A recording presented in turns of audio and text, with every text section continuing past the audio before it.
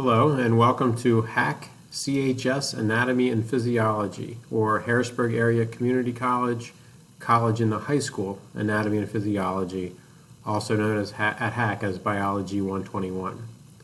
I want to start off by saying how much I really enjoy teaching this class. I enjoy it for a number of reasons. Number one, I really like the content of this course myself. Number two, I get to teach quite a few juniors and mostly seniors in this class, which is a little different for biology teachers. Usually we have sophomores. And lastly, and probably the most important reason I enjoy teaching this class is because I get to be around students who are very motivated. Most of the students who take this class are taking it for a reason. They think they know what they want to major in college in a year or two, and maybe even what they think their career is going to be, and that this is probably one of the first steps that they are taking on that journey. So being around a group of motivated students is just a lot of fun for a teacher. The flip side of that, however, is that this class can very much be a burden. It's not easy, to put it very simply. The reason it's not easy is simply that it is a ton of information. There is just simply volume. More volume of information than most of the students are used to having dealt with in classes in the past. I think there is going to be a very rare situation in which the concepts that we are learning here in anatomy and physiology are just too complicated.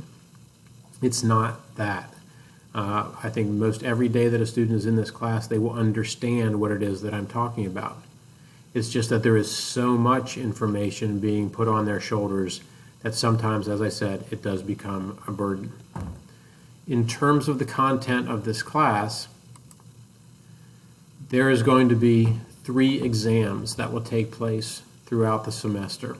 About 1/3 of the way through the course, we will have our first exam, about 2/3 another one, and then at the very end of the course, a third. And then you can see the content that will be showing up on each of those exams on the screen right now.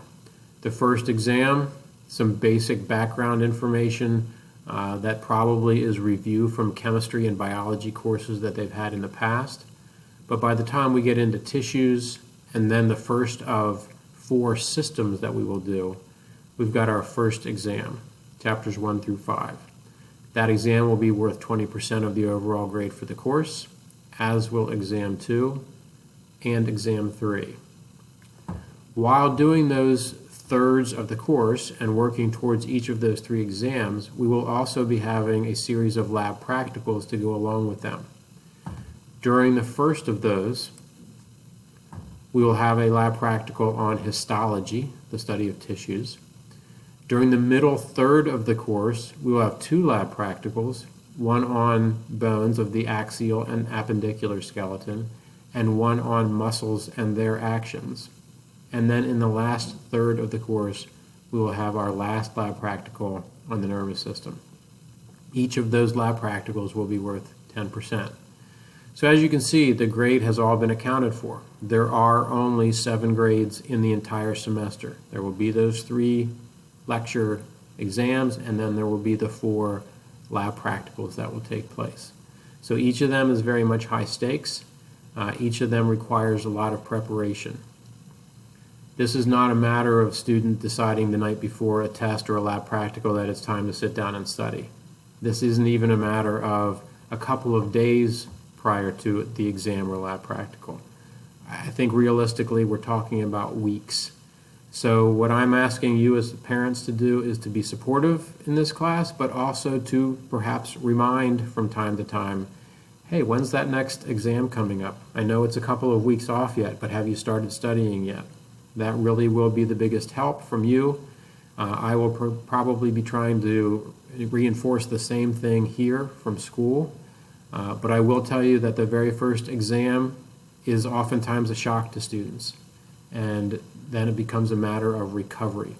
So the biggest hurdle to clear is to do well on that first exam, and if students then realize what it takes to do well, probably the rest of the semester goes very smoothly. But as I said, oftentimes that first exam is a shock, and then it becomes a matter of recovery at that point. So please, let's get off to a good start. Do whatever you can from home to help out in that regard. And if you have any questions for me as things go along this semester, please feel free to contact me either by email, as seen here in the address, or the phone number. Probably email being the most reliable and best way to go about contacting me. Thank you very much. Hope to hear from you.